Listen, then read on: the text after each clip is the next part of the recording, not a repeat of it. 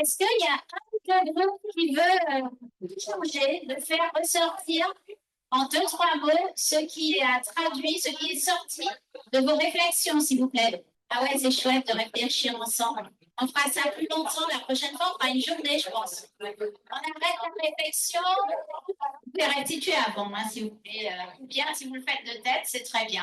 Ok, super. Alors, est-ce qu'il y a une ou deux belles... Alors, la réflexion ici, c'est à tourner autour finalement peut-être d'une réduction carbone. Plus près dans le... Ok.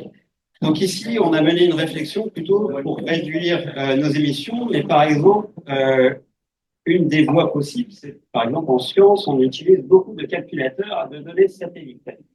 Mais on se redit, pourquoi pas revenir à de la science à la grand-papa, avoir plus de réflexion sur le papier, et finalement, tout en utilisant des technologies plus actuelles, par exemple l'IA, qui permet d'avoir sur un petit PC, faire tourner, avoir des résultats aussi probants que des super gros calculateurs.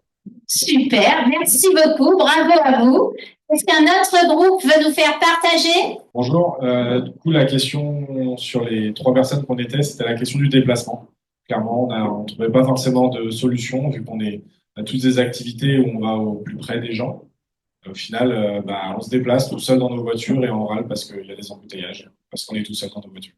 C'est un peu un cercle vicieux. On n'avait pas non plus de solution en bus, par exemple. Rapidement, on y a réfléchi, on ne trouvait pas forcément de solution pour être aussi disponible et que ce soit accessible. Donc voilà, c'est la... D'accord, merci beaucoup. 256 000 véhicules, hein, c'est le nombre de véhicules sur nos routes. C'est un nombre impressionnant et qui explique en partie, grande partie, les embouteillages qui sont devant nous tous les jours. Ok, super. Eh bien,